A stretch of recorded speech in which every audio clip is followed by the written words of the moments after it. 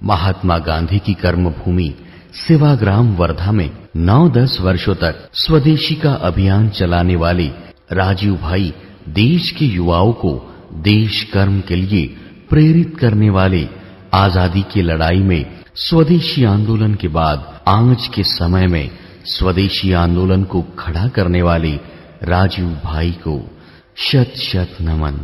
आइए देशभक्ति और राष्ट्रभक्ति से परिपूर्ण उनके व्याख्यानों को सुने और देश को खुशहाल बनाने का संकल्प लें। चेन्नई नगर के सभी सम्माननीय नागरिक बंधुओं, माताओं, बहनों, मैं बहुत आभारी हूं आप सभी का और विशेष रूप से श्री शोभाकांत जी का, प्रदीप भाई का, निरंजन भाई का, मेघानी भाई, इन सब का बहुत आभारी हूं कि इन सब की प्रेरणा से मुझे आपके बीच में एक ऐसे विषय पर बात करने का मौका मिला जिन विषयों पर मैं पहले बात नहीं करता था। हमारी जो चिकित्सा और स्वास्थ्य का विषय है, इस पर बात करने की प्रेरणा मुझे पिछले 3-4 साल पहले हुई जब मैंने भारत सरकार को एक पत्र लिखा था। मैंने भारत देश की सरकार के स्वास्थ्य मंत्री को एक पत्र लिखा था ये जानने के लिए कि हमारे देश के लोगों की स्वास्थ्य की स्थिति क्या है। हमारे देश की सरकार हर 10-10 साल में एक जनसंख्या की गणना कराती है, जिसको सेंसस कहते हैं हमारे देश में। तो जब सेंसस होता है तब उस समय यह भी गणना की जाती है कि कितने लोग बीमार हैं, किनको क्या क्या बीमारी है और कितने लोग स्वस्थ हैं, कितने संपूर्ण स्वस्थ हैं, कितने आधे स्वस्थ हैं। तो मैंने आज से लगभग 4 साल पहले एक पत्र लिखा था स्वास्थ्य मंत्री को और उसमें एक ही प्रश्न पूछा था कि भारत के लोगों की स्वास्थ्य की स्थिति क्या है। तो हमारे देश के मंत्री महोदय के सचिव ने, सेक्रेटरी ने उत्तर दिया कि देश के लोगों की स्वास्थ्य की जो स्थिति है उसके लिए हम आपको पूरा डाटा भेज रहे हैं, आप उसका अध्ययन करके खुद अंदाजा लगा लीजिए।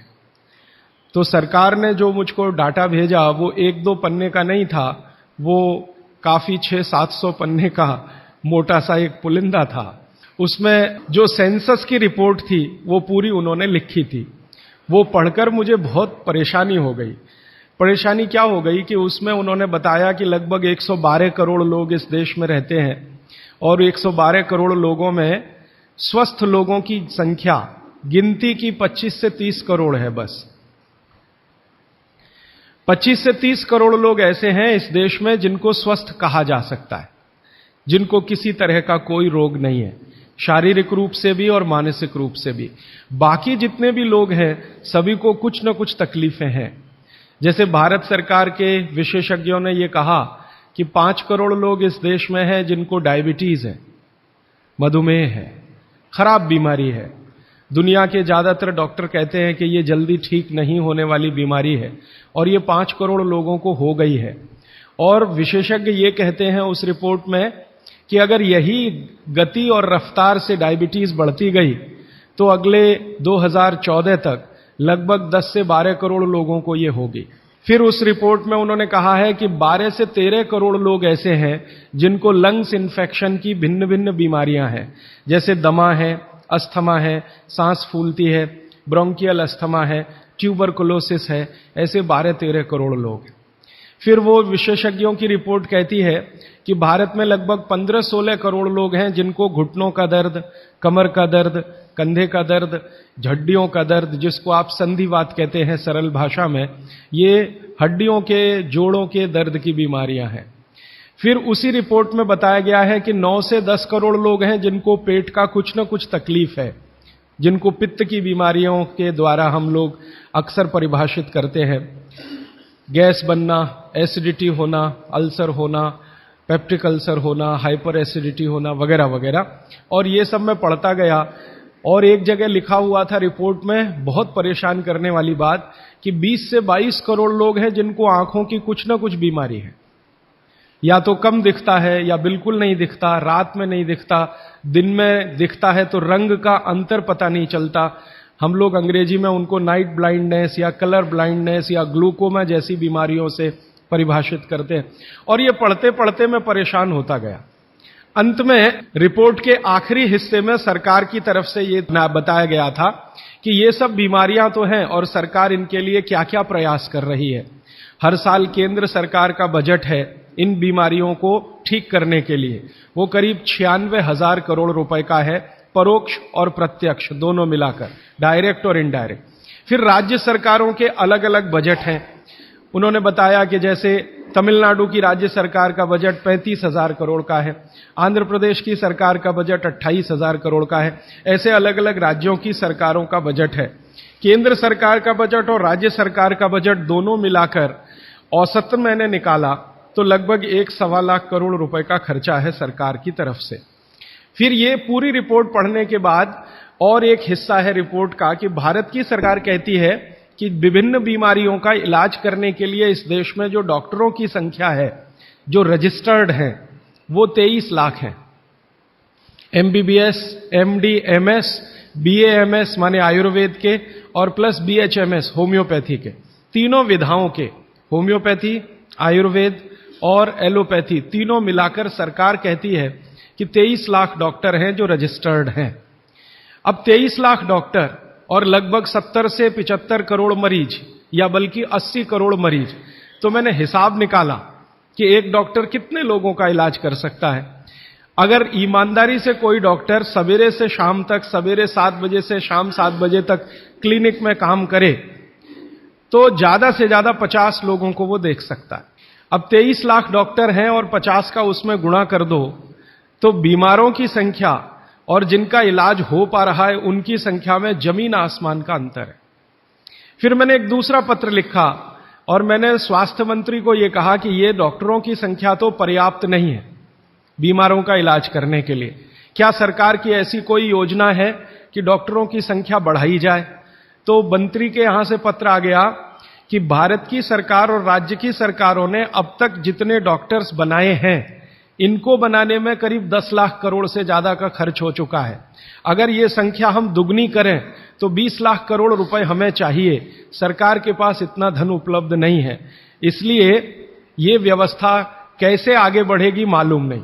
फिर मैंने भारत सरकार को याद दिलाया कि भारत सरकार ने एक अंतर्राष्ट्रीय समझौता किया हुआ है जिसमें कई देश शामिल हैं और वो समझौते का टाइटल है 2014 तक सभी स्वस्थ।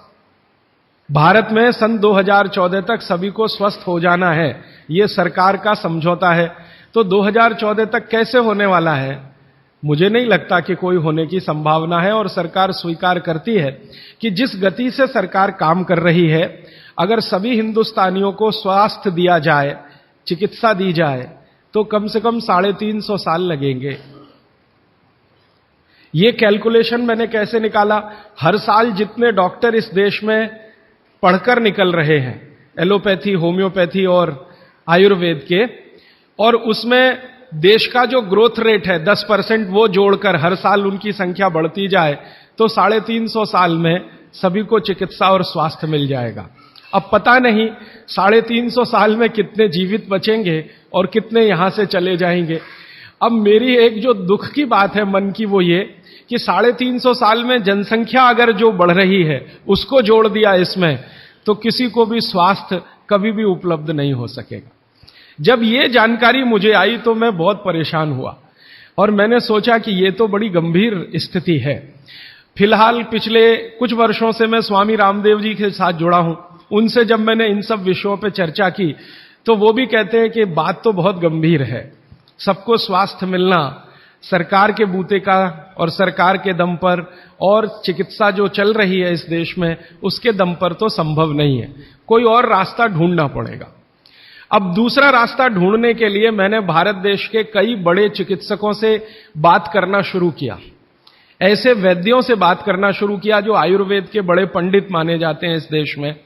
विशेष रूप से एक वैद्य हैं हार्डीकर, पूना में रहते हैं और उनका भारत में बहुत बड़ा ऊंचा स्थान है। आजकल हिंदुस्तान के आयुर्वेद चिकित्सा के जो विशेषज्ञ हैं वो उनको आधुनिक चरक कहते हैं, इतनी ऊंची स्थिति है उनकी हार्डीकर जी की। उम्र उनकी लगभग 85 वर्ष हो चुकी है। मैंने हार्डीकर जी से कहा कि भारत की चिकित्सा की जो स्थिति है वो ये है, सरकार कहती है, आप क्या मानते हैं तो उन्होंने कहा कि भारत में किसी को भी सरकार के भरोसे चिकित्सा कभी नहीं मिल सकती। अगर कोई व्यक्ति चाहे तो अपनी चिकित्सा स्वयं करे, तभी रास्ता खुलेगा, और कोई रास्ता नहीं। हार्डीकर जी ने एक दिन मुझे कहा कि तुम जानते हो 200 साल पहले हिंदुस्तान में लोग बीमार नहीं थे इतने। तो मैंने कहा आप कैसे कहते हैं? उन्होंने कहा स्टैटिस्टिक्स देख लो, आंकड़े देख लो। तो 200 साल पहले के भारत के लोगों के चिकित्सा और स्वास्थ्य के आंकड़े मैंने इकट्ठे किए, जो अंग्रेजों की सरकार के द्वारा तैयार किए गए थे, क्योंकि उस समय भारत में अंग्रेजों की सरकार चलती थी। तो मुझे हैरानी हुई कि आज जितने बीमार हैं और उस समय जितने बीमार थे, आज जितनी जनसंख्या है और 200 साल पहले जितनी जनसंख्या है, वो सब बातों को ध्यान में रखते हुए मैं अगर आपको सरल भाषा में कहूं कि अगर आज 100% लोग बीमार हैं तो 200 साल पहले मुश्किल से 8 या 10% लोग ही बीमार थे। अब वो 8 से 10% लोगों की चिकित्सा के लिए अंग्रेजों ने एलोपैथी व्यवस्था यहां शुरू की थी, जो शायद पर्याप्त रही होगी, क्योंकि बीमारों की संख्या बहुत कम थी। आज बीमारों की संख्या हमारी कुल संख्या की 70 से 80% हो गई है, और ये चिकित्सा लगभग फेल हो गई है। पिछले 60 वर्षों में आजादी के बाद आप सब जानते हैं, सरकार भी मानती है इस बात को, कि जितना विकास हुआ है एलोपैथी चिकित्सा का, जितने डॉक्टर बढ़े हैं, जितनी दवाएं बढ़ी हैं, जितने हॉस्पिटल्स बढ़े हैं, जितनी सुविधाएं बढ़ी हैं, उतनी बीमारियां कई गुना गति से बढ़ गई। अब न हॉस्पिटल पर्याप्त हैं, न डॉक्टर पर्याप्त हैं। आप अक्सर आए दिन अखबारों में समाचार पढ़ते होंगे, टीवी पर देखते होंगे कि लोगों को बिना इलाज के मर जाना पड़ता है, बिना दवा के मर जाना पड़ता है, हॉस्पिटल के बाहर बेचारे पड़े रहते हैं, और डॉक्टर कहते हैं कि उनके ऊपर काम का इतना बोझा है कि वो सभी पेशेंट को अटेंड नहीं कर सकते। ये दोनों तरफ की बातें समझने के बाद मुझे वैद्य हार्डीकर जी की बात समझ में आई कि सब लोग अपनी चिकित्सा करने लगे तो रास्ता खुलता है सभी के स्वस्थ होने का। तो मैंने एक दिन हार्डीकर जी को पूछा कि क्या यह संभव है कि हर आदमी अपनी चिकित्सा खुद कर ले, तो डॉक्टर की क्या जरूरत है? तो उन्होंने कहा है कि डॉक्टर क्या करता है, डॉक्टर क्या करता है, आपसे कुछ बातें पूछेगा, आपको भूख लगती है कि नहीं, प्यास लगती है कि नहीं, नींद आती है कि नहीं, खाना अच्छा लग रहा है कि नहीं, वगैरह वगैरह, और ये सब आप उसको बताएंगे। ये सब बताने के बाद वो अपना कंक्लूजन आपको बताएगा कि आपको फलाना रोग हुआ है या आपको ऐसी तकलीफ हुई है। मतलब क्या है, डॉक्टर ने जो कुछ बताया आपके कहने पर, वो कोई भगवान तो नहीं है, ऐसा डॉक्टर तो कहीं नहीं है कि जो आप कुछ भी ना कहो और बता दे कि आपको ऐसा है। शायद 250-300 साल पहले रहे होंगे ऐसे कुछ चिकित्सक जो नाड़ी देखते ही बात करते थे कि आपने 10 दिन पहले ये खाया। हार्डीकर जी ने मुझे बताया कि ऐसे वैद्य रहे हैं इस देश में जो 1 मिनट आपकी नाड़ी पकड़ लें तो बता देंगे कि कल क्या खाया, 2 दिन पहले क्या खाया, 4 दिन पहले क्या खाया, 10 दिन पहले क्या खाया। अब ऐसे लोगों की कमी बहुत है इस देश में, संख्या भी कम है। तो हार्डीकर जी ने मुझे कहा कि आप जो बताते हैं डॉक्टर उस पर से अपना तय करता है, लेकिन उसमें भी वो पक्का नहीं होता। एलोपैथी चिकित्सा में तो सिद्धांत ही है trial and error, trial and error, trial and error, माने कोशिश करो और गलतियां करो, कोशिश करो और गलतियां करो, कोशिश करो, माने तीर चलाओ, लगे तो ठीक, नहीं तो तुक्का। यह बात हार्डीकर जी के मुंह से सुनी तो मुझे लगा कि वो आयुर्वेद चिकित्सक हैं, शायद इसलिए ऐसा बोलते होंगे। फिर मैंने ये बात कंफर्म करने के लिए एलोपैथी के कई बड़े डॉक्टरों से बात की, बहुत बड़े बड़े डॉक्टरों से बात की, दिल्ली में, मुंबई में।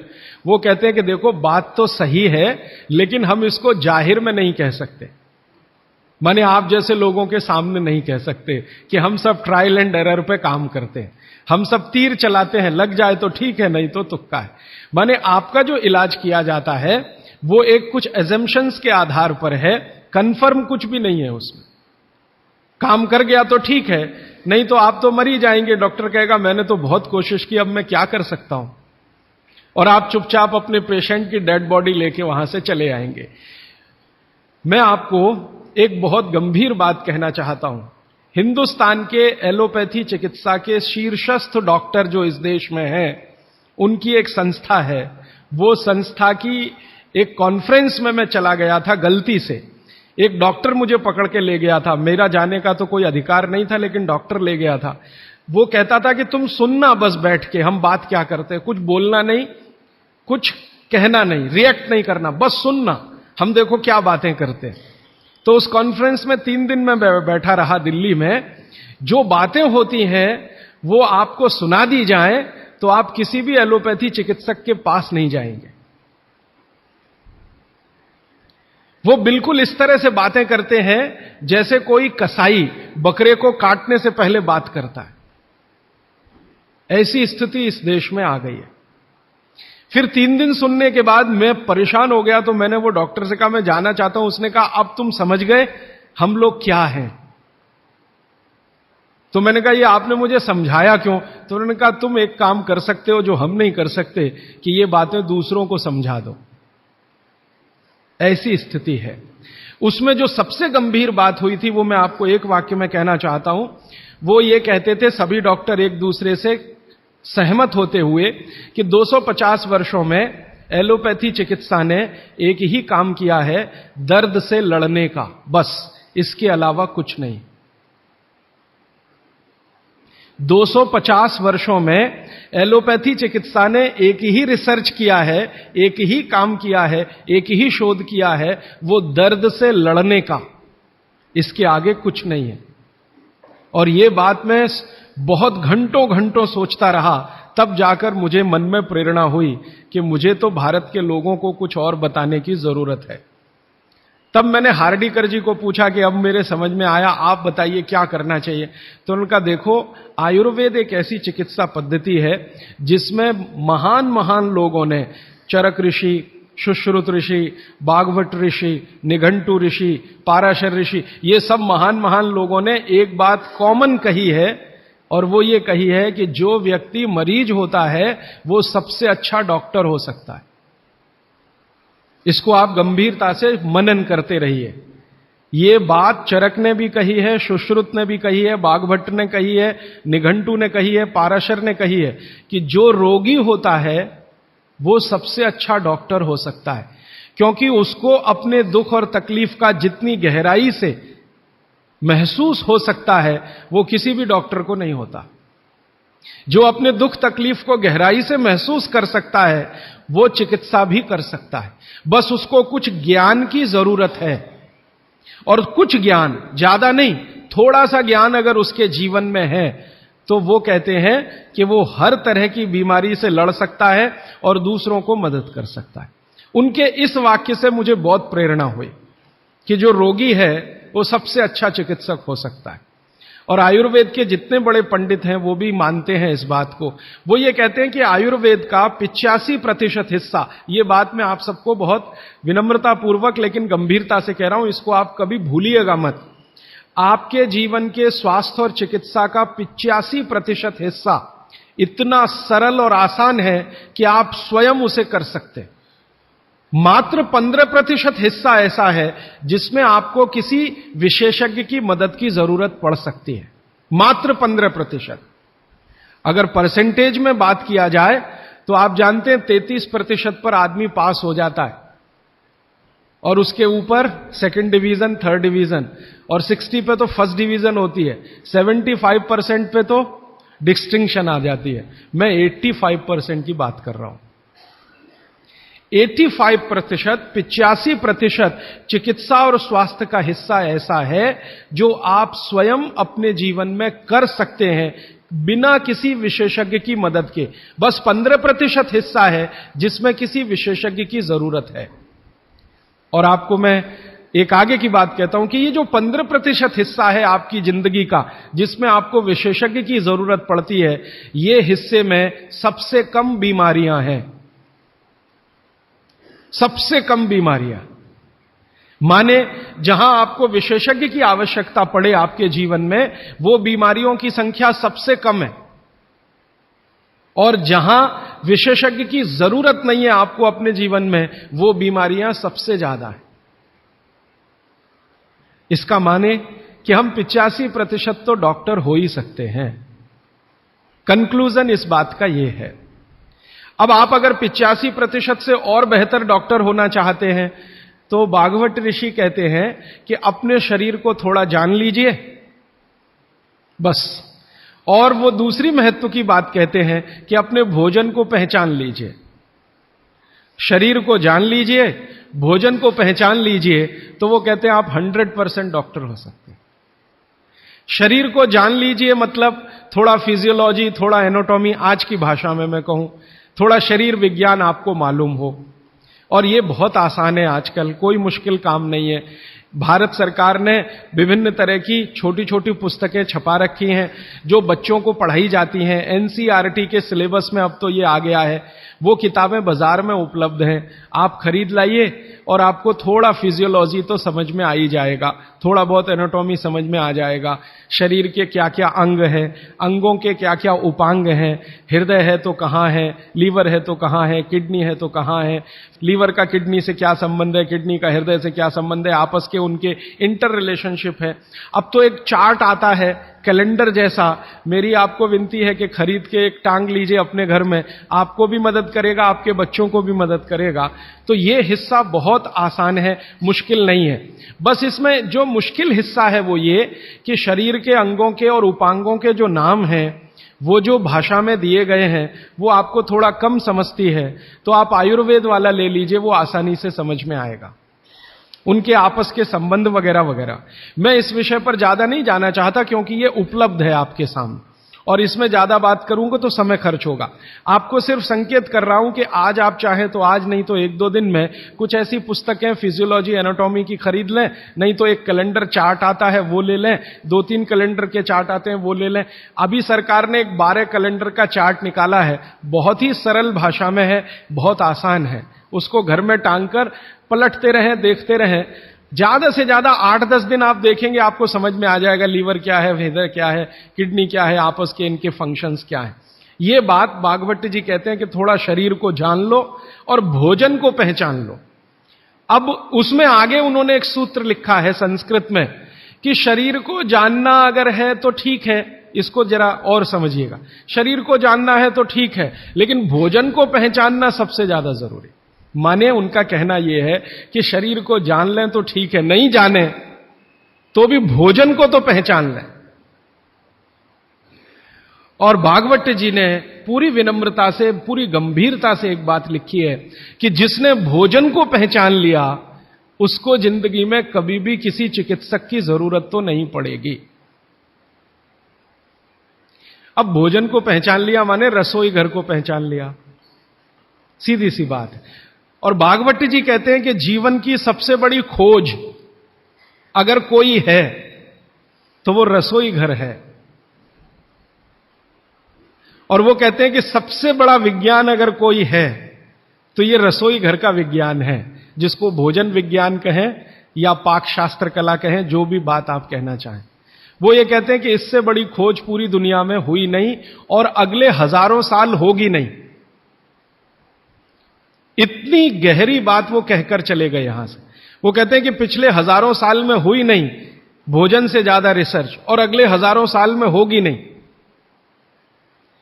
और मैं अपने अनुभव से और आप खुद अपने अनुभव से ये बात कह सकते हैं कि दुनिया में भोजन और रसोई पर सबसे ज्यादा रिसर्च अगर कहीं हुई तो भारत में हुई, और अगले हजारों साल भी होगी तो भारत में ही होगी। क्यों? दूसरे देशों में भोजन ही नहीं है, रिसर्च क्या करेंगे? हो भोजन तब तो रिसर्च करें। आप में से बहुत सारे लोग यूरोप गए होंगे, अमेरिका गए होंगे, आप देखिए भोजन क्या है उनके पास, ले दे के एक पाव रोटी और डबल रोटी। अब वो आलू से खा लो या प्याज से खा लो, प्याज से खा लो कि आलू से खा लो, उसको बीच में काट के प्याज भर लो या प्याज बगल में रख के खा लो, उसको पिज्जा कह दो, बर्गर कह दो, हॉट डॉग कह दो, कोल्ड डॉग कह दो, वो प्रिपरेशन तो एक ही है ना। और वो प्रिपरेशन है मैदे का, मैदे को सड़ाकर बनाया हुआ। इसके अलावा उनके पास कुछ है नहीं जिसको फूड स्टफ कहा जाए, माने सॉलिड भोजन, मुख्य भोजन कहा जाए, वो उनके पास एक ही है, पाव रोटी डबल रोटी। उसको वो मछली से भी खा सकते हैं, गाय के मांस से भी खा सकते हैं, बकरे के मांस से भी खा सकते हैं, या वगैरह वगैरह, कहीं से कुछ भीख में मिल गया दाल चावल वगैरह तो उसके साथ खा सकते हैं, वो सब भीख में मिला हुआ है, उनके यहां कुछ होता है नहीं। मैं आपको एक छोटी सी जानकारी देना चाहता हूं। एक बार एक विदेशी व्यक्ति से मेरा झगड़ा हो गया। एक जर्मनी का व्यक्ति था, उससे झगड़ा हो गया। झगड़ा कुछ इस बात का था कि भारत महान है कि जर्मनी महान है। ये जर्मनी के लोगों को आप जानते हैं, थोड़ा शॉविनिज्म बहुत है। खराब शब्द है शॉविनिज्म, लेकिन मैं इस्तेमाल कर रहा हूं। वो कहते हैं हम श्रेष्ठ हैं, दुनिया में हमसे बड़ा कोई नहीं, हम सर्वश्रेष्ठ हैं, वगैरह वगैरह। हिटलर भी यही कहता था। तो उसकी महानता की हवा निकालने के लिए मैंने उससे कुछ सवाल कर लिए, तो परेशान हो गया। लेकिन जर्मनी की असलियत सामने आ गई। मैंने उसको पूछा, तुम्हारे देश में क्या होता है? गन्ना होता है, गन्ना, शुगर केन? तो उसने कहा नहीं होता। आम होता है? आम नहीं होता। केला होता है? नहीं होता। चीकू होता है? नहीं होता। संतरा होता है? नहीं होता। मौसम्मी होती है? नहीं होती।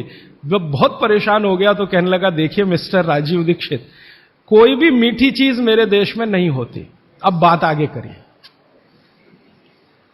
कोई भी मीठी चीज मेरे देश में नहीं होती। एक वाक्य में उसने खत्म कर दिया। फिर मैंने कहा, अच्छा चलो, मीठी चीज नहीं, कड़वी चीज पूछते हैं। मेथी होती है? मेथी? मेथी तो मीठी नहीं है, तो मेथी होती है? उसने कहा नहीं होती। पालक होता है? नहीं होता। चुकंदर होता है? नहीं होता। फिर थोड़ी देर में परेशान हो गया, कहने लगा, हरे पत्ते की कोई चीज मेरे देश में नहीं होती। तो मैंने कहा, फिर होता क्या है? तो उसने कहा, दो ही चीजें हैं, एक तो आलू होता है और एक प्याज होती है। तो आलू को प्याज में मिला के खा लो या प्याज को आलू में मिला के खा लो, और कुछ नहीं होता। फिर मैंने उसको गिनाना शुरू किया कि देखो भारत में क्या क्या होता है, मीठी चीजों में क्या क्या होता है, खट्टी चीजों में क्या क्या होता है, तीखी चीजों में क्या क्या होता है, कसैली या कड़वी चीजें क्या क्या है। 6 रस है ना, षड रस की बात कही जाती है। 6 रस में मैंने गिनाना शुरू किया, तो वो कहता है कि यार इसमें तो एक एनसाइक्लोपीडिया लिख जाएगा। मैंने कहा यस, भारत में इतना ही होता है। और मैंने उसको जब ये कहा कि ये हर गांव में होता है, तब तो वो बहुत परेशान हो गए। मैंने कहा हर गांव में होता है, 7,32,000 गांव हैं, हर गांव में ये सब होता है। माने किसी गांव को दूसरे पर निर्भर रहने की जरूरत नहीं है, नमक को छोड़कर। तब उसने कहा कि सच में इंडिया इज ग्रेट। ये ग्रेटनेस है अपने देश की। हमको अगर ये समझ में आती है तो भागवत जी की बातें हमको बहुत अच्छे से समझ में आएंगी। मैं भागवत जी के बारे में 1-2 जानकारी और देकर विषय पर आना चाहता हूं, ये भूमिका के रूप में कह रहा हूं। भागवत जी भारत देश के उन महान ऋषियों में गिने जाते हैं जिन्होंने चरक से भी ज्यादा काम किया। ये बात को बहुत ध्यान से आप सुनिएगा, लेकिन मैं विनम्रतापूर्वक कह रहा हूं। अब तक हमने बार बार चरक का नाम सुना है, चरक चरक चरक। भागवत जी चरक के शिष्य थे, और चरक ने जितने साल काम किया उससे 1.5 गुना ज्यादा काम भागवत जी का है। चरक जी के जाने के बाद चरक ने जो सूत्र लिखे हैं, जो उनकी खोज है, रिसर्च है, चरक संहिता जो पूरा का पूरा शास्त्र है, उसके एक एक सूत्र को प्रमाणित करने का काम भागवत जी ने किया। प्रमाणित करने का मतलब ऑब्जर्वेशन करना, फिर जैसा रिजल्ट है वैसा ही प्राप्त करना। जैसे चरक ऋषि ने कहा ये खाने से ये होता है, मान लो उन्होंने एक स्टेटमेंट कर दिया कि ये वस्तु खाने से ये होता है। भागवत जी ने उसको प्रमाणित करने में 25 साल लगा दिए, 20 साल लगा दिए, 30 साल लगा दिए, और जब तक देख नहीं लिया तब तक उसको लोगों को कहने लायक नहीं माना। हमारे आयुर्वेद चिकित्सा शास्त्र के जो विशेषज्ञ हैं वो ये मानते हैं कि चरक जो थे महापंडित थे, बहुत ऊंचे स्थान के व्यक्ति थे, लेकिन भागवत जी थे वो साधारण आदमियों के चिकित्सक थे। इसका मतलब क्या है? इसका मतलब यह है कि चरक ने जो बातें बहुत गहराई से और गूढ़ शब्दों में कही हैं, भागवत जी ने उनको बहुत सरल करके साधारण लोगों की समझ में आए वैसा प्रस्तुतिकरण कर दिया है। भागवत जी की ये 2 पुस्तकें अष्टांग हृदयम और अष्टांग संग्रहम पढ़ने के बाद मुझे लगा कि मैंने चरक को पढ़ लिया, सुश्रुत को पढ़ लिया, निघंटु को पढ़ लिया, सबको पढ़ लिया, क्योंकि उन्होंने सबका निचोड़ डाल दिया उसमें। और वो ये कहते हैं कि अब मैंने जो तैयार कर दिया है अष्टांग हृदयम या अष्टांग संग्रहम, ये आम आदमी के लिए है। वो चाहे तो इसका पालन करे और अपने जीवन में मेरी तरह से सुखी और निरोगी रहे। भागवत जी 135 वर्ष तक जिंदा रहे, और उनके शिष्य बताते हैं कि उन्होंने इच्छा मृत्यु को धारण किया। माने उनकी इच्छा हो गई थी कि अब बहुत दिन जिंदा रहने से कोई फायदा नहीं है, तो मृत्यु को वरण किया। ऐसे पंडित आदमी, इतनी कमांड अपने शरीर पर। और वो ये कहते हैं, जब मृत्यु को जा रहे थे तो उनके शिष्य कह रहे थे कि परेशान हम हो जाएंगे, आप चले जाएंगे। उनका कोई परेशानी नहीं है, ये शरीर छोड़ूंगा, दूसरा धारण करूंगा। जैसे तुम शर्ट बदलते हो, मैं बदल लूंगा, लेकिन अब मुझे जाना चाहिए, इस शरीर का सीमा हो गया है। ऐसे व्यक्ति जिन्होंने मृत्यु को धारण किया अपनी इच्छा से, उन्होंने जो कुछ अपने जीवन में किया है वो 2 ही पुस्तकों में सारा समाहित है। तीसरी कोई पुस्तक उन्होंने लिखी नहीं। और वही दोनों पुस्तकों में कुल मिलाकर 7000 सूत्र हैं। 7000, 2 पुस्तकों में कुल मिलाकर 7000 सूत्र हैं। सभी सूत्र संस्कृत में हैं, ये तो आप जानते ही हैं, क्योंकि उस जमाने में हिंदी थी नहीं, तमिल थी नहीं, तेलुगु थी नहीं, ज्यादा से ज्यादा संस्कृत ही थी या प्राकृत थी। तो संस्कृत में उन्होंने सब कुछ लिखकर छोड़ दिया। वही सूत्र मैं पिछले कई वर्षों से पढ़ता रहा, 4-5 वर्षों से तो बहुत ज्यादा पढ़ रहा हूं। जब से मुझे मन में ये बात आई, पढ़ता रहा। और हमारा जो अभियान है, जो पूरे देश में हम चलाते हैं स्वदेशी के लिए, उससे ये बहुत गहराई से जुड़ा है। क्योंकि हमारे अभियान में अब तक हम ये बात करते थे ना कि घर में पेप्सी कोला, कोका कोला मत लाओ क्योंकि विदेशी पेय है। फिर मैं ये भी कहता था ये पीने लायक नहीं है, टॉयलेट क्लीनर है। बहुत साल पहले मैं बोल के गया था चेन्नई में। अब सरकार ने भी मान लिया है कि टॉयलेट क्लीनर है, और वैज्ञानिकों ने सिद्ध कर दिया है कि टॉयलेट क्लीनर है। तो ये बातें हम स्वदेशी अभियान में जोड़कर चलते थे। जब मुझे पता चला कि इसी स्वदेशी अभियान का एक बड़ा हिस्सा है, पेप्सी कोका कोला भारत से धन लूटकर अमेरिका ले जा रहा है, ऐसे एलोपैथी चिकित्सा की दवाएं बनाकर कंपनियां उससे भी ज्यादा लूट कर ले जा रहे। एक अमेरिकन कंपनी है, उसका नाम है प्रॉक्टर एंड गैम्बल। उसकी बैलेंस शीट मैंने देखी तो उनका मुनाफे का प्रतिशत 20,000 है, माने 20,000% प्रॉफिट कमा रहे हैं वो भारत में। पेप्सी कोका कोला तो 1000% पे काम कर रहे हैं, प्रॉक्टर एंड गैम्बल 20,000% पे काम कर रहा है। एक अमेरिकन कंपनी है एली लिली, उनका प्रॉफिट परसेंटेज 35,000 है, 35,000% मुनाफा कमा रहे हैं वो भारत में। तो ध्यान में आया कि विदेशी कंपनियां पेप्सी कोका कोला बेचकर जितना धन कमा रही हैं, उससे कई गुना ज्यादा एलोपैथी की दवाएं बेचकर कमा रही हैं। और उस धन को कमाने में भारत के चिकित्सक उनकी थोड़ी मदद कर रहे हैं, क्योंकि वो उन्हीं दवाओं का प्रिस्क्रिप्शन लिख रहे हैं जो ये कंपनियां बेच रही हैं। मैंने बहुत सारे चिकित्सकों से यह पूछने का लगातार प्रयास किया है कि आप इसी कंपनी की दवाएं क्यों लिखते हैं। मान लो एक चिकित्सक है, बहुत पैसे वाला है, प्रॉक्टर एंड गैम्बल की ही दवाएं लिखता है। बंबई में मैंने ये ज्यादा काम किया। और एक है वो एली लिली की ही लिखता है, एक है सेंडोज की ही लिखता है, एक सीबागाइगी की ही लिखता है। तो पता चला कि उनका कमीशन फिक्स है। ये खराब शब्द बोलने के लिए आप मुझे माफ करेंगे, डॉक्टरों का कंपनियों से कमीशन फिक्स है। माने कमीशन जो कंपनी ज्यादा देगी वो उसका प्रिस्क्रिप्शन लिखेंगे। इसका मतलब यह है कि उनको आपकी चिकित्सा से कोई लेना देना नहीं है, उनको अपने कमीशन की चिंता है।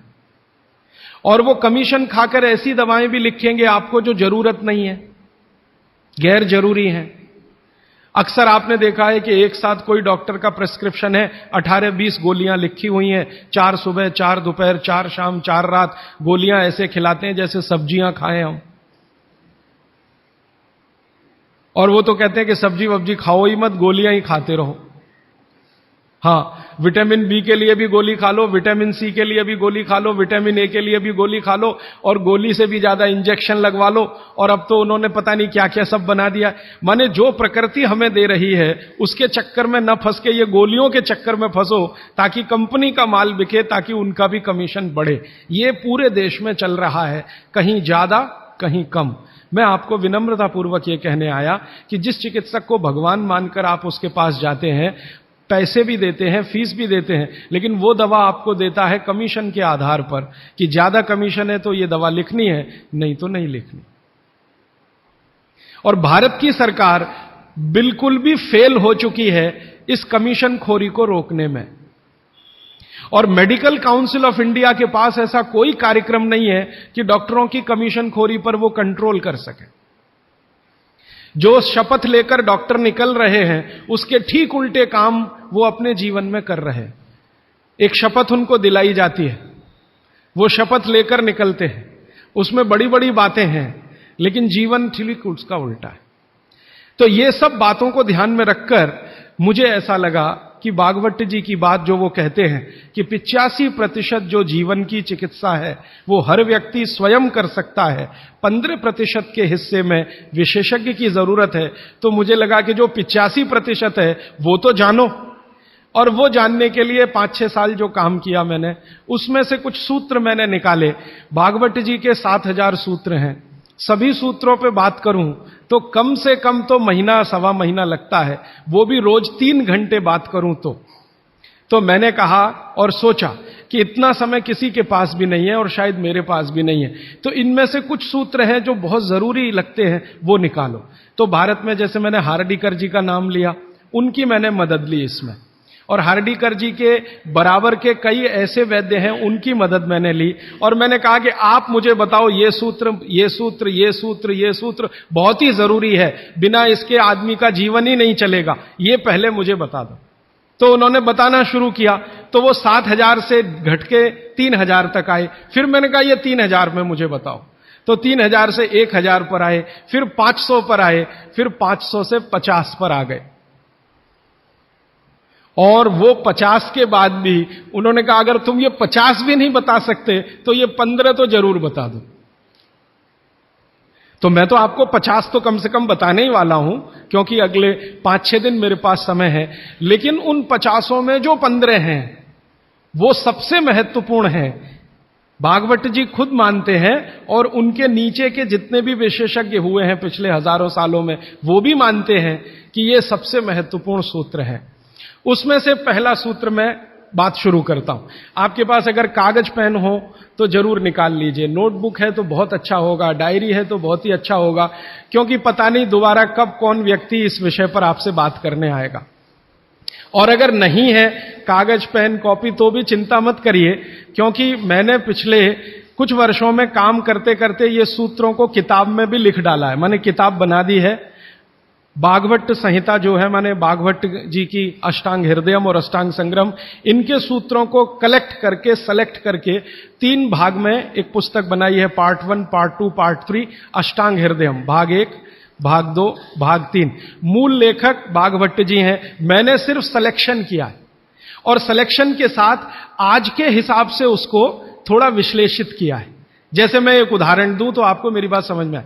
भागवत जी ने एक सूत्र लिखा, अब मैं संस्कृत में बात नहीं करूंगा क्योंकि समय बढ़ जाएगा।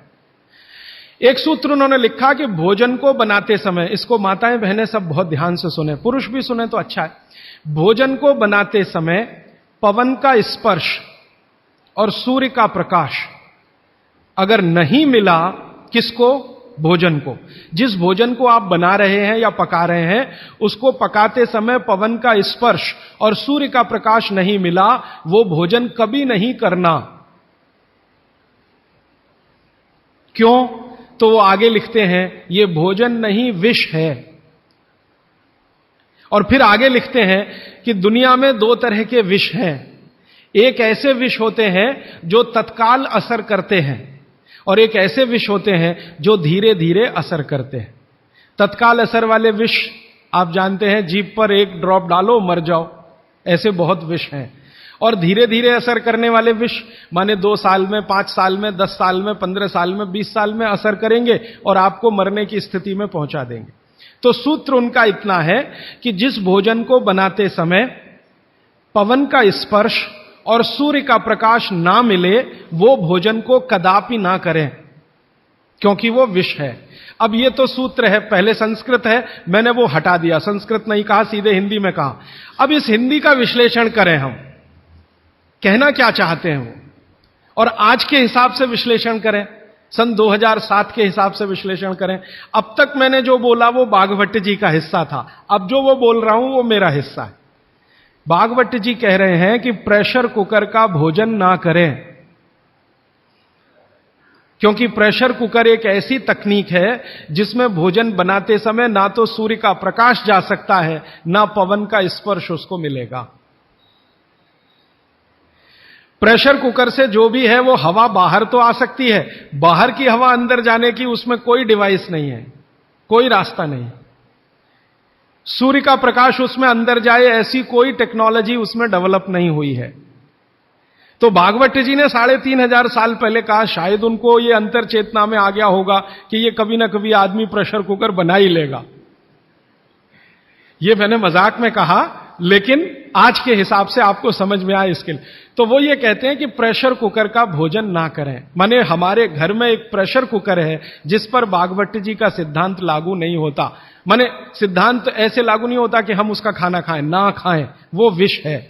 फिर मैंने वैज्ञानिकों से बात की कि ये प्रेशर कुकर का भोजन विष है, ऐसा भागवत जी कहते हैं, आपका क्या कहना है? तो हमारे देश में CDRI नाम की एक बड़ी लेबोरेटरी है, सेंट्रल ड्रग रिसर्च इंस्टीट्यूट। वहां के 2 साइंटिस्टों ने कहा कि यार काम तो हमने करके देखा है, बात सही है भागवत जी। मैं कहता हूं ये टीवी पे बोलो, तो उन्होंने कहा ये प्रेशर कुकर कंपनियां गर्दन काट देंगी हमारी, टीवी पे नहीं बोल सकते हम, तुम चाहो तो बोलो। मैंने कहा आपकी रिसर्च क्या कहती है? वो ये कहते हैं कि ये जो प्रेशर कुकर है ज्यादा से ज्यादा या 99% एल्यूमिनियम के बने हुए हैं। एल्यूमिनियम आप जानते हैं। और वो ये कहते हैं कि भोजन रखने और बनाने का सबसे खराब मेटल अगर कोई है तो एल्यूमिनियम ही है। सबसे खराब मेटल जिसमें भोजन को आप रखें और भोजन को पकाएं वो एल्यूमिनियम ही है। और दोनों वैज्ञानिक, वो कहते हैं नाम नहीं लेना हमारा, इसलिए मैं नहीं ले रहा हूं, वो ये कहते हैं कि हमारा 18 साल का रिसर्च ये कहता है कि अगर इस एल्यूमिनियम के प्रेशर कुकर का खाना बार बार आप खाते जाओ तो गारंटी है कि आपको डायबिटीज तो हो ही जाएगा, अर्थराइटिस तो हो ही जाएगा, ब्रोंकाइटिस भी होने की पूरी संभावना है, और सबसे ज्यादा टीबी होने की संभावना है। अस्थमा, टीबी, ये सब होने की संभावना। मैं पूछा आपने अब तक कितनी बीमारियों को डिटेक्ट किया? तो उन्होंने कहा 48 बीमारियों को हम डिटेक्ट कर चुके हैं जो प्रेशर कुकर के खाने से ही होती हैं। और ये दोनों रिसर्चर, सबसे ज्यादा इन्होंने रिसर्च किया जेलों में। जेल है ना हमारी, वहां सभी कैदियों को एल्यूमिनियम के बर्तन में ही खाना मिलता है, आप जानते हैं। तो ये दोनों वैज्ञानिक लखनऊ के हैं। लखनऊ की जेल में, लखनऊ के आसपास की जेलों में इन्होंने बहुत काम किया। वो जेलों में जाते हैं और जो कैदी एल्यूमिनियम के बर्तनों में खाना खाते हैं उनके ऊपर उन्होंने बहुत काम किया। और उन्होंने कहा सबका जीवन कम होता है और जीवन की शक्ति कम होती है, प्रतिकारक शक्ति कम होती है और रोग बहुत जल्दी उनको आते हैं। बाद में मैंने एक छोटा सा काम इसमें ऐड किया। वो वैज्ञानिकों से रिपोर्ट लेने के बाद मैंने ये तय किया कि पता करो कि ये एल्यूमिनियम कब से आया, क्योंकि ये ज्यादा पुरानी चीज नहीं है। तो पता चला 100-125 साल पहले आया। 100-125 साल पहले अंग्रेजों की सरकार थी। अंग्रेजों की सरकार के वैज्ञानिकों ने एल्यूमिनियम को हिंदुस्तान में इंट्रोड्यूस कराया। और आपको सुनकर हैरानी होगी कि अंग्रेजों की सरकार का जो पहला नोटिफिकेशन आया एल्यूमिनियम के बर्तन बनाने का, वो जेल के कैदियों के लिए ही आया। और उनका यह तय हुआ था कि जेल के कैदियों को एल्यूमिनियम के बर्तनों में ही भोजन दिया जाए, क्योंकि ये सब भारत के क्रांतिकारी हैं और अंग्रेजों को इन्हें मारना है। उस जमाने में आप जानते हैं जेल में कोई भी होता था तो वो क्रांतिकारी होता था। भगत सिंह हो या उधम सिंह, चंद्रशेखर हो या अशफाक उल्ला, राजेंद्र नाथ लाहिड़ी हो या ठाकुर रोशन सिंह, ये सब तो क्रांतिकारी थे जो जेलों में जाया करते थे अंग्रेजों के जमाने। इनको जानबूझकर एल्यूमिनियम के बर्तन में ही खाना देना है ताकि ये जल्दी मरे या मरने की स्थिति में आ जाए।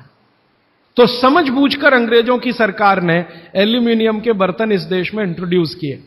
अब परिणाम क्या हुआ? अंग्रेज तो चले गए, लेकिन जेलों में आज भी ये नियम चल रहा है कि भोजन एल्यूमिनियम के बर्तनों में ही दिया जाएगा।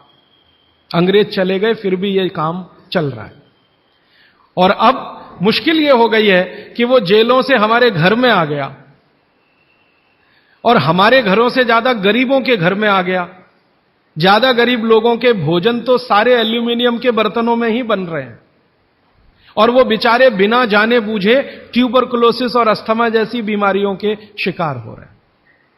तो भागवत जी का सूत्र तो बहुत सरल है, सिंपल है कि जो भोजन को बनाते समय सूर्य का प्रकाश या पवन का स्पर्श ना मिले वो भोजन कभी नहीं करना। मैंने उदाहरण के लिए आपको समझा दिया कि प्रेशर कुकर का भोजन नहीं करना क्योंकि ये जहर है।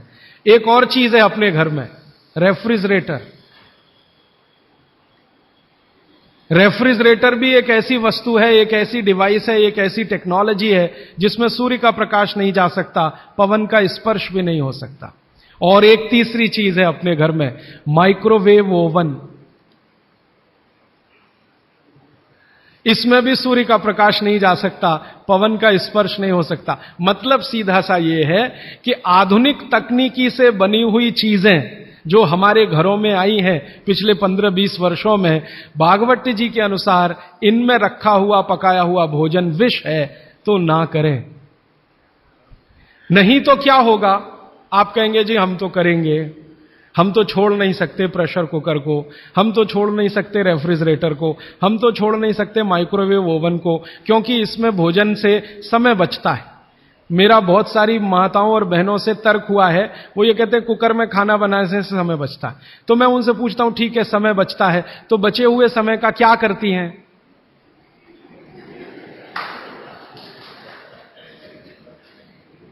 तो ज्यादातर माताओं बहनों का उत्तर है सास भी कभी बहू देखते हैं। इधर प्रेशर कुकर में खाना बना के समय बचा, फिर हमने टीवी के सामने वो समय इन्वेस्ट कर दिया, तो नेट रिजल्ट क्या? और फिर मैं जब उनको समझाता हूं कि ये जो आपने आधा घंटा या 1 घंटा समय बचाया भोजन पकाने में, ये आपका घंटों घंटों हॉस्पिटल में खराब कराएगा। तब 2 घंटे रोज के हिसाब से मान लो बचा लिया, और साल भर में आपने 700-800 घंटे बचा लिए। कल्पना करो, फिर एक दिन हॉस्पिटल में भर्ती हो गए और 2-4 महीने वहां निकल गया, नेट रिजल्ट क्या? वही 0 का 0। तो ये एक सूत्र है जिस पर मैं आपसे बात कर रहा हूं कि भोजन को बनाते समय, पकाते समय कोई ऐसी वस्तु जहां सूर्य का प्रकाश ना जाता हो, पवन का स्पर्श ना होता हो, वो ना करें। अब इसमें विश्लेषण की जरूरत है। भागवत जी तो लिख के चले गए, अब ये क्यों का जवाब हमें ढूंढना है, और इसमें जरूरत हो तो आधुनिक विज्ञान की मदद भी लेनी है। मॉडर्न साइंस ने कुछ लॉजिक डेवलप किए हैं, कुछ ऑब्जर्वेशंस उन्होंने दिए हैं, तो उनकी मदद से ये क्यों ना करें, क्या कारण है, यहां से अब बात मैं शुरू करता हूं। आधुनिक विज्ञान क्या कहता है प्रेशर कुकर के बारे में, ये जाने। प्रेशर कुकर एक ऐसी टेक्नोलॉजी है जो खाने को जल्दी पकाती है, ये है सीधा सा मतलब। अब खाने को जल्दी पकाने के लिए ये प्रेशर कुकर क्या करता है, जो भोजन आपने उसमें अंदर रखा है पकने के लिए उस पर, और जो पानी डाला है आपने भोजन पकाने के लिए उस पर अतिरिक्त दबाव डालता है। यह है प्रेशर। प्रेशर माने दबाव। तो अतिरिक्त दबाव डालने की टेक्नोलॉजी है प्रेशर कुकर। और यह अतिरिक्त दबाव कहां से आता है? प्रेशर कुकर में आपने दाल डाली, ऊपर से पानी डाला, थोड़ा हल्दी मसाले डालकर बंद करके रख दिया। अब उसमें वो एक सीटी लगा दी, वो सीटी लगाई, यही सबसे खतरनाक चीज है पूरे प्रेशर कुकर के। सीटी ना लगाएं तो आपका प्रेशर कुकर आपके लिए अच्छा है। सीटी लगाते ही क्या करता है, पानी गर्म होगा। आप जानते हैं पानी गर्म होने से वाष्पीकरण शुरू होता है, वेपराइजेशन शुरू होता है। तो पानी की वाष्प प्रेशर कुकर में चारों तरफ इकट्ठी हुई, वो वाष्प जो है ना वो दबाव डालती है। किस पर?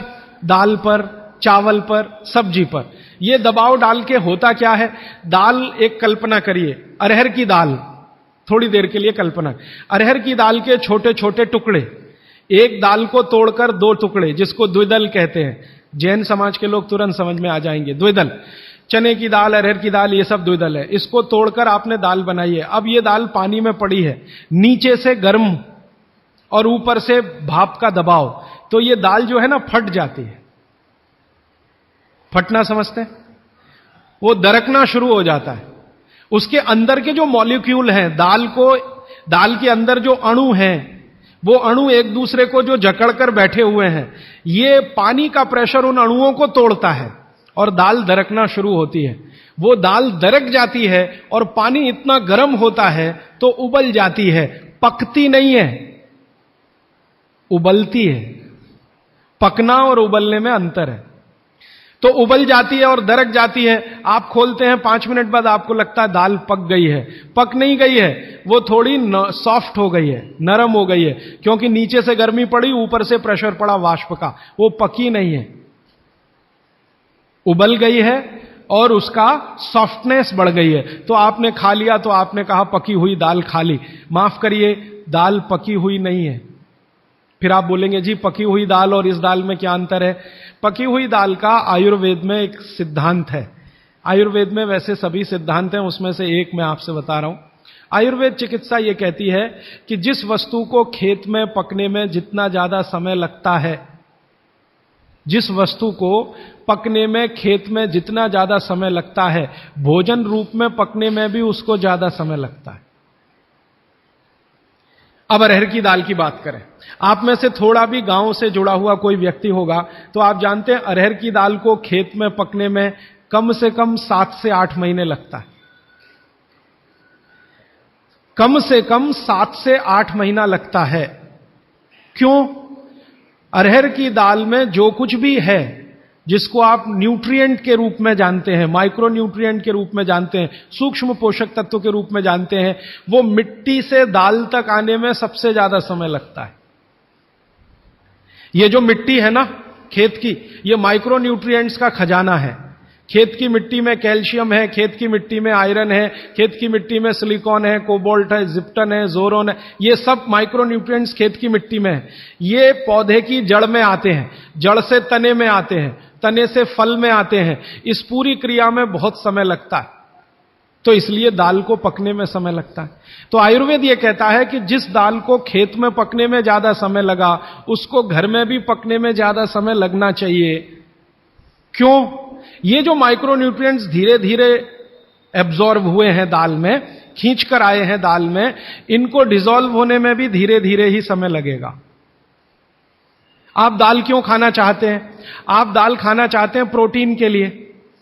प्रोटीन कहां से आएगा? ये जो माइक्रो न्यूट्रिएंट्स का कलेक्शन दाल में इकट्ठा है, इनके टूट जाने पर, बिखर जाने पर, तो वो बिखरने और टूटने में उसको देरी लगने वाली है, क्योंकि आने में देरी लगी है। यह प्रकृति का सिद्धांत है, आयुर्वेद का नहीं कहना चाहिए, प्रकृति का सिद्धांत है। बच्चे को पेट के अंदर गर्भाशय में विकसित होने में समय लगता है। दुनिया में हर चीज को विकसित होने में समय लगता है, जल्दी कुछ नहीं होता। इसलिए दाल भी जल्दी नहीं पकती, बच्चा भी जल्दी नहीं होता। सभी चीजों में यह है, प्रकृति का नियम है। और प्रकृति का दूसरा नियम है कि जिन चीजों को पकने में, बड़ा होने में ज्यादा समय लगा है, उनको डिसॉल्व होने में भी ज्यादा समय लगेगा। और दाल जब डिसॉल्व होगी तब उसके प्रोटीन्स आपको मिलेंगे भोजन में। इसीलिए आप दाल खा रहे हैं, ताकि आपको प्रोटीन की कमी पूरी हो। कुछ विटामिन आपको चाहिए, कुछ प्रोटीन्स आपको चाहिए, कुछ और दूसरे अंश आपको चाहिए। तो आयुर्वेद का नियम बिल्कुल सीधा है कि दाल ज्यादा देर में पकी है तो घर में भी ज्यादा देर में पके। अब मेरे समझ में आया कि हमारे पुराने लोग जो बुजुर्ग थे वो कितने बड़े वैज्ञानिक थे। मैं एक बार जगन्नाथपुरी गया था, आप भी गए होंगे। तो वहां भगवान का प्रसाद बनाते हैं तो प्रेशर कुकर में नहीं बनाते, आप जानते हैं। हालांकि वो चाहें तो प्रेशर कुकर रख सकते हैं, क्योंकि जगन्नाथपुरी के मंदिर के पास करोड़ों रुपए की संपत्ति है। तो मैंने मंदिर के महंत को पूछा कि ये भगवान का प्रसाद, माने वहां दाल और चावल मिलता है प्रसाद के रूप में, वो मिट्टी की हांडी में क्यों बनाते हैं? आप में से जो भी गए हैं जगन्नाथपुरी, आप जानते हैं वो मिट्टी की हांडी में दाल मिलती है और मिट्टी की हांडी में चावल मिलता है, या खिचड़ी मिलती है, जो भी मिलता है प्रसाद के रूप में। तो मैंने महंत को पूछा कि आप ये मिट्टी की हांडी में ही क्यों बनाते हैं? तो उसने एक ही वाक्य कहा, मिट्टी पवित्र होती है। तो ठीक है, पवित्र होती है, ये हम सब जानते हैं। लेकिन वो जो नहीं कह पाया महंत, वो आपको मैं कहना चाहता हूं कि मिट्टी न सिर्फ पवित्र होती है, बल्कि मिट्टी सबसे ज्यादा वैज्ञानिक होती है। क्योंकि हमारा शरीर मिट्टी से बना है, मिट्टी में जो कुछ है वो शरीर में है, और शरीर में जो है वो मिट्टी में है। हम जब मरते हैं ना और शरीर को जला देते हैं तो 20 ग्राम मिट्टी में बदल जाता है पूरा शरीर। 70 किलो का शरीर, 80 किलो का शरीर मात्र 20 ग्राम मिट्टी में बदल जाता है, जिसको राख कहते हैं।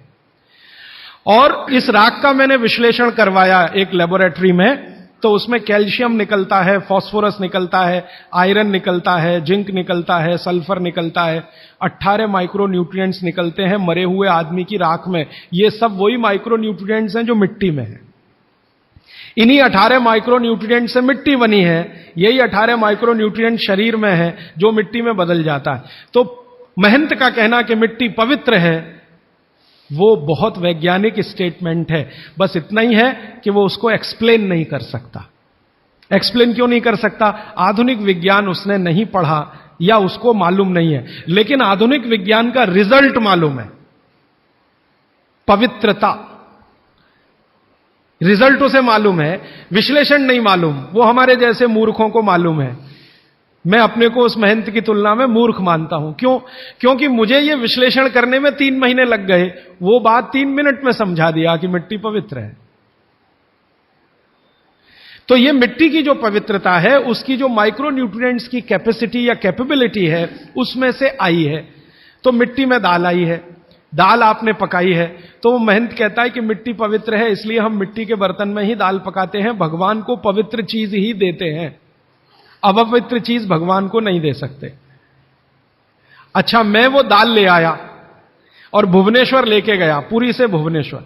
भुवनेश्वर में CSIR का एक लेबोरेटरी है, council of science and industrial research का लेबोरेटरी है, जिसको रीजनल रिसर्च लेबोरेटरी कहते हैं। तो वहां ले गया, कुछ वैज्ञानिकों से कहा ये दाल है, उन्होंने कहा हाँ हाँ ये पुरी की दाल है। मैंने कहा इसका विश्लेषण करना है, इस दाल में क्या है। तो उन्होंने कहा यार ये तो बड़ा मुश्किल काम है, 6-8 महीने लगेगा। मैंने कहा ठीक है फिर भी।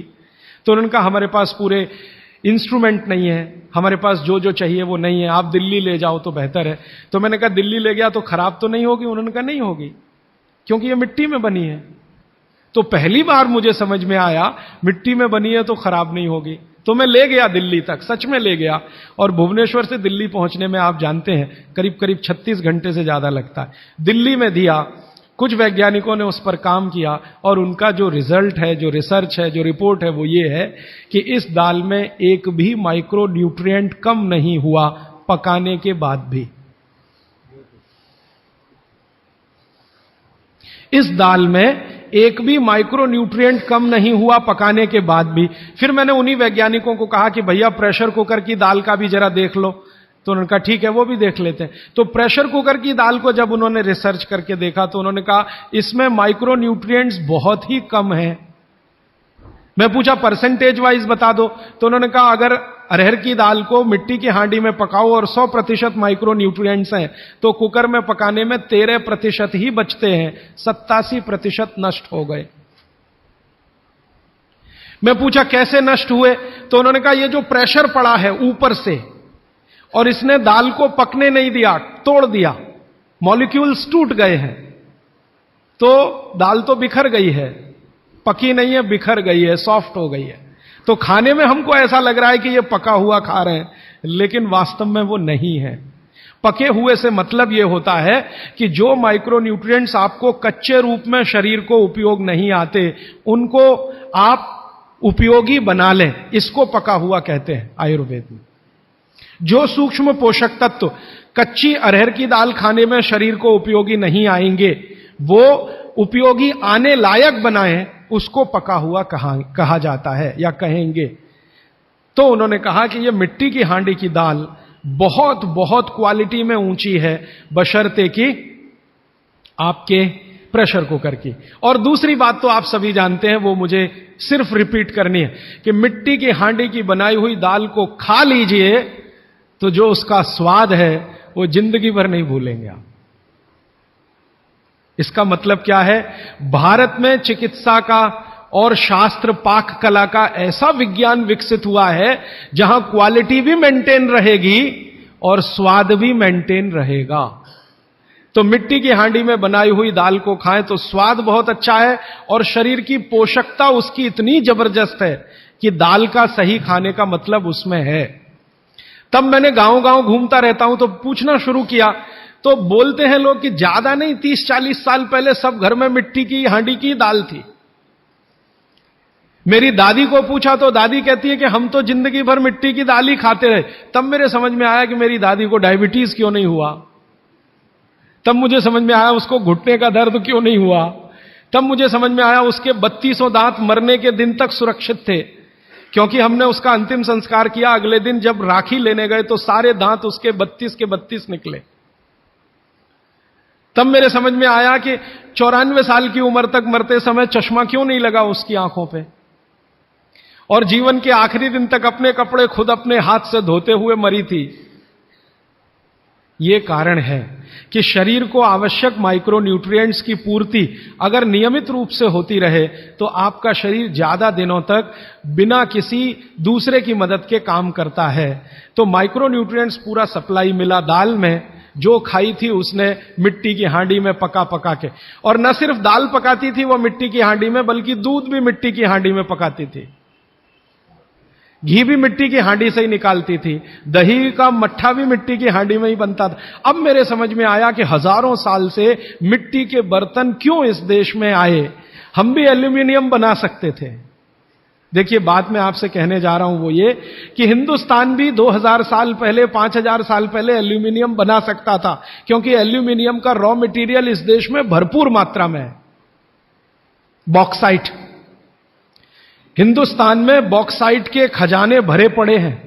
कर्नाटक बहुत बड़ा भंडार, तमिलनाडु, आंध्र प्रदेश बॉक्साइट के बड़े भंडार हैं।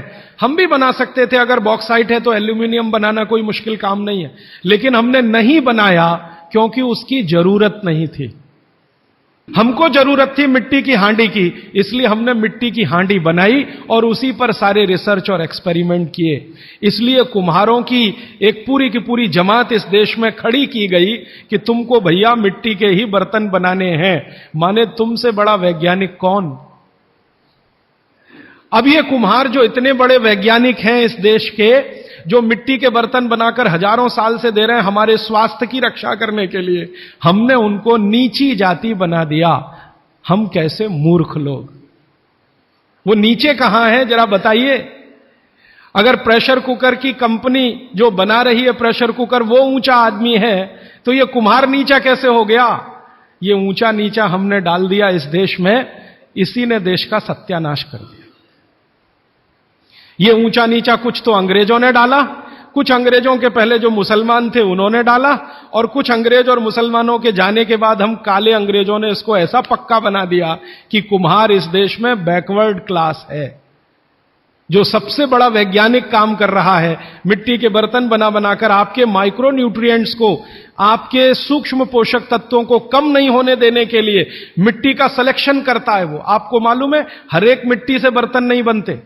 एक खास तरह की मिट्टी है वही बर्तन बनाने में काम आती है, और एक खास तरह की मिट्टी है जो हांडी बनाती है, दूसरे खास तरह की मिट्टी में कुल्हड़ बनता है, तीसरे खास तरह की मिट्टी में कुछ और बनता है। ये मिट्टी को पहचानना कि इसमें कैल्शियम ज्यादा, इसमें मैग्नीशियम ज्यादा इसलिए हांडी इससे बनाओ, और इसमें कैल्शियम मैग्नीशियम कम है इसलिए इसका कुल्हड़ बनाओ, ये तो बहुत बहुत बारीक और विज्ञान का काम है। ये सब कुम्हार कर रहे हैं, हजारों साल से कर रहे हैं, बिना किसी यूनिवर्सिटी में पढ़े हुए कर रहे हैं। तो हमें तो वंदन करना चाहिए, उनके सामने नतमस्तक होना चाहिए। कितने महान लोग हैं। दुर्भाग्य से सरकार की कैटेगरी में वो बैकवर्ड क्लास में आते हैं।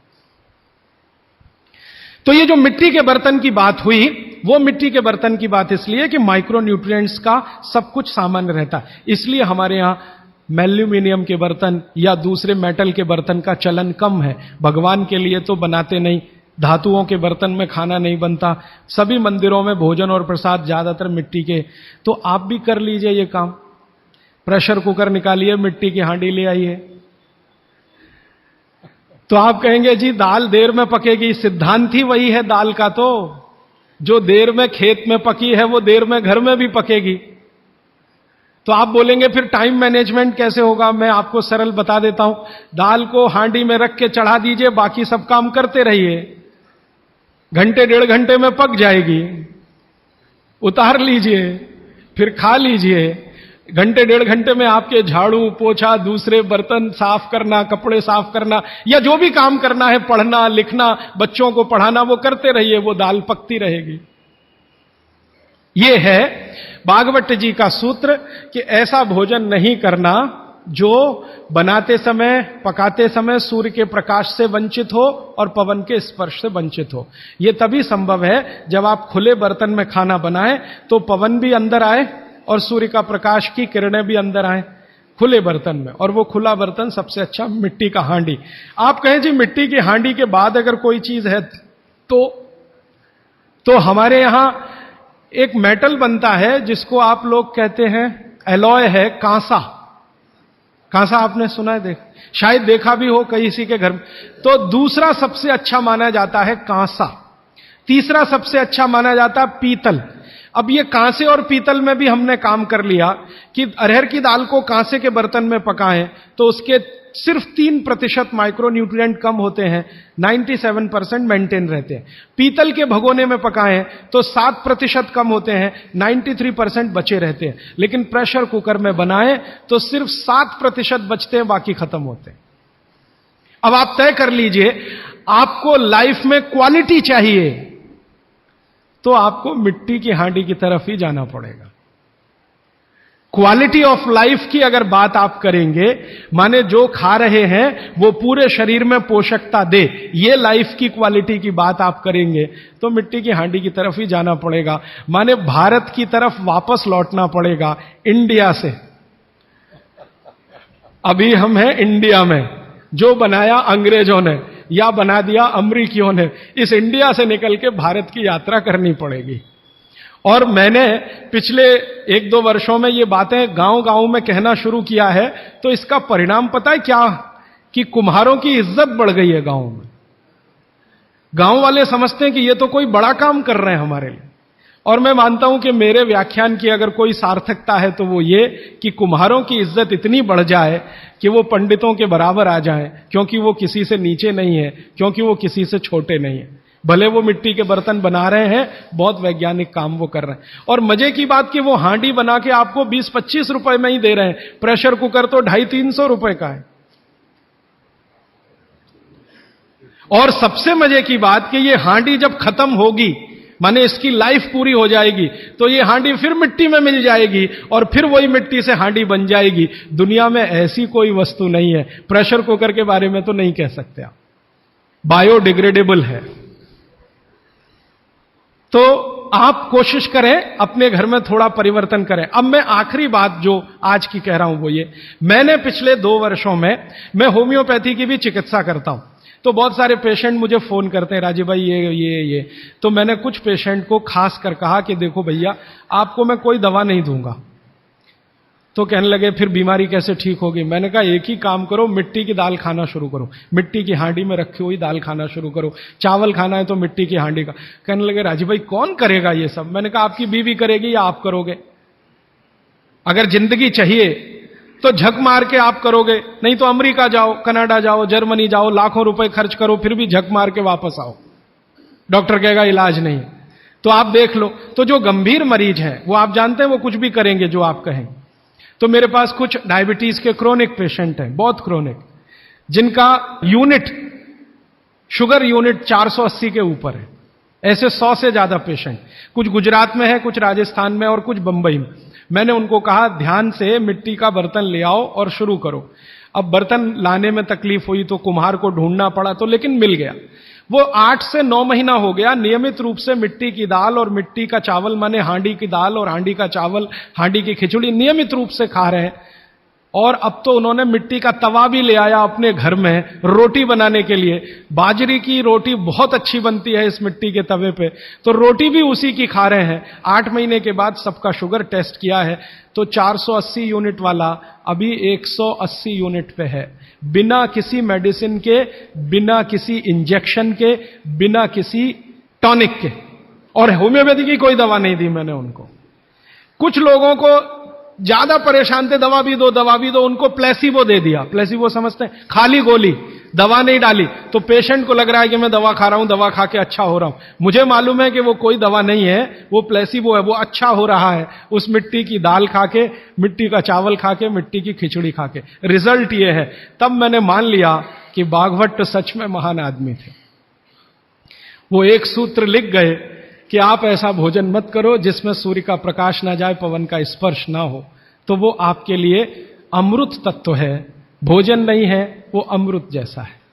ये एक सूत्र पूरा होता है, 8:30 का समय हो गया है। आगे कल दूसरा सूत्र, तीसरा, ऐसे कर करके जो सबसे जरूरी 15 है वो पहले बताऊंगा और उसके आगे बढ़ता जाए। आभार, धन्यवाद।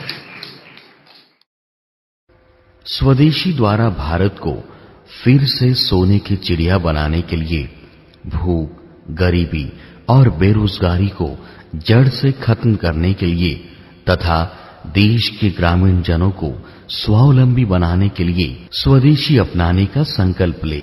महात्मा गांधी, सुभाष चंद्र बोस, भगत सिंह, लोकमान्य तिलक जैसे हजारों क्रांतिकारियों के सपनों का भारत बनाने वाले इस अभियान से जुड़े और स्वदेशी अपनाएं। स्वदेशी यानी भारत को सोने की चिड़िया बनाने का दर्शन। राजीव भाई के सपनों को पूरा करने के लिए, भारत को स्वदेशी बनाने के लिए, स्वदेशी का विचार जन जन तक पहुंचाने के लिए, स्वदेशी अपनाने और देश को खुशहाल बनाने के इस अभियान में शामिल हो। स्वदेशी सामानों की सूची जानने के लिए, स्वदेशी सामानों की उपलब्धता के लिए और स्वदेशी चिकित्सा से अपने शरीर को बिना दवा के स्वस्थ रखने के लिए सेवाग्राम वर्धा के कार्यालय में संपर्क करें। राजीव भाई के विचारों को गांव-गांव में पहुंचाने के लिए उनकी सीडी को निशुल्क वितरण करवाएं। स्वदेशी चिकित्सा के कैंप लगाकर बीमारियों को बिना दवा के ठीक करें। देश का पैसा देश में रहे और हमारा देश समृद्ध बने। स्वदेशी अपनाएं। स्वदेशी सामानों की विस्तृत जानकारी के लिए हमारे शोध केंद्र पर संपर्क करें।